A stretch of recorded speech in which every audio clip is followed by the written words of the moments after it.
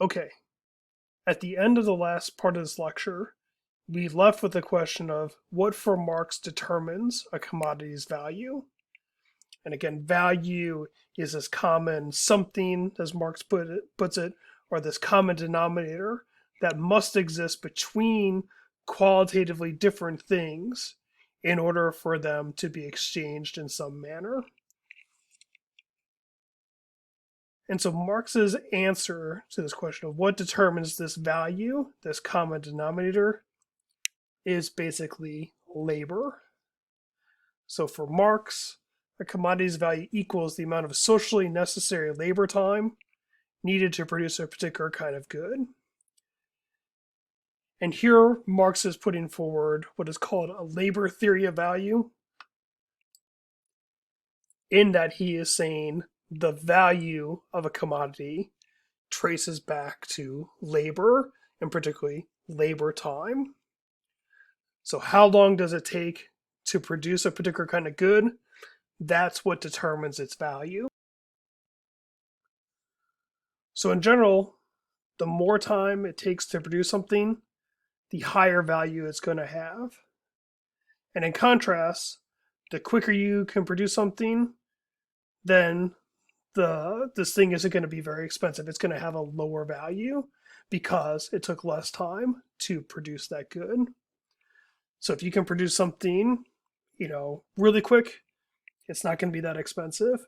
If it takes hundreds or thousands of man hours to produce something, that good is going to have a lot of value attached to it.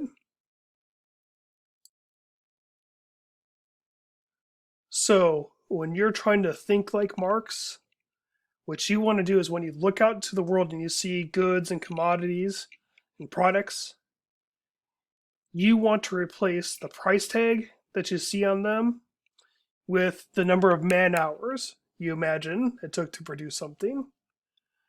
Okay? Because for Marx, he doesn't think in terms of dollars, he thinks in terms of time.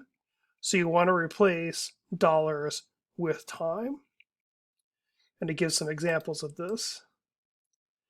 So you see a fancy car driving down the street, like a Lamborghini that costs $80,000, $100,000, maybe even more.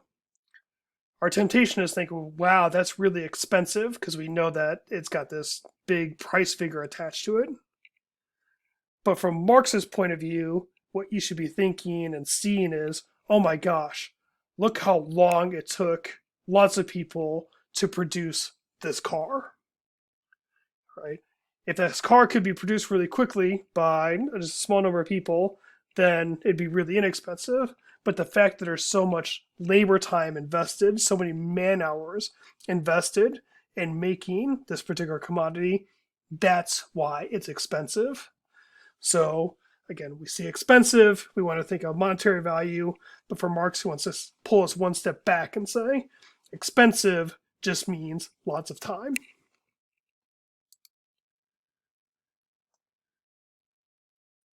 Along the same lines, you see something that is inexpensive, you should think, wow, people are able to produce these things really, really, really quickly.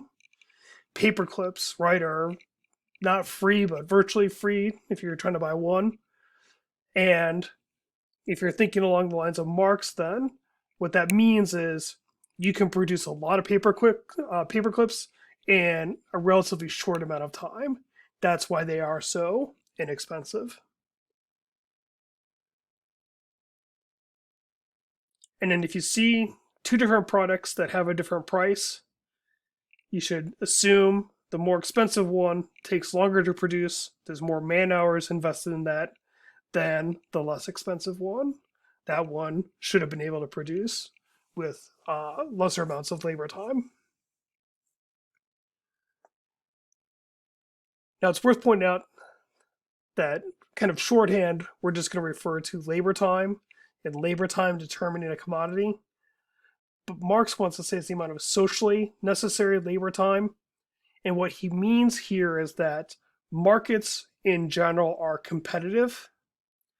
And that means there's different producers making the same kinds of things.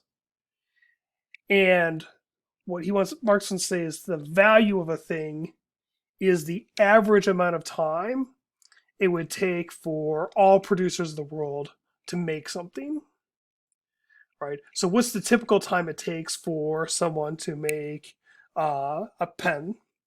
Is that 3 hours of labor time?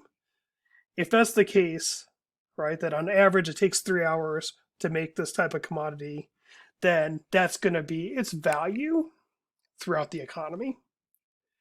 Now, there might be some people out there that are a little bit slower, and so it takes them 4 hours to produce this good. And Marx is going to assume that they're either going to have to be able to be more efficient and get their production time down to 3 hours, or they're probably going to lose market share and go out of business. Right? At the same time, maybe there's someone that can produce the same good in 2 hours. All right. And if that's the case, then they're probably making not just the regular amount of profit, which we'll talk about later when we talk about Marx's theory of exploitation.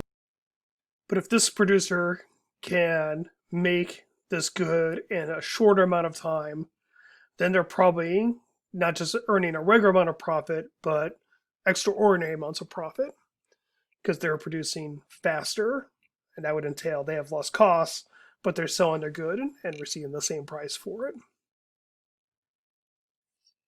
And so if you just have a surface level understanding of what Marx's labor theory of value means, then you might be tempted to say, well, I'm going to produce a good as slowly as possible because then it's going to have the maximum amount of value, right? So it normally takes people 5 hours to produce this thing. Well, for me, it's going to take 50, and then I'll sell it for 10 times the price. And Marx wants to say, no, that's not the case. It's a competitive environment. Therefore, what matters isn't what each individual person produces or how many hours each individual person takes to produce something, but the amount that's on the average amount that you see throughout a particular branch of industry.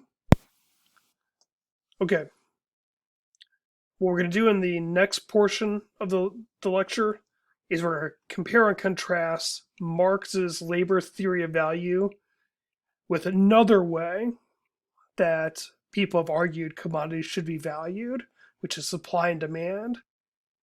And we'll see that these two ways of valuing goods, or these two ways of understanding how goods are valued, are just come from different starting points and rest on different theoretical assumptions.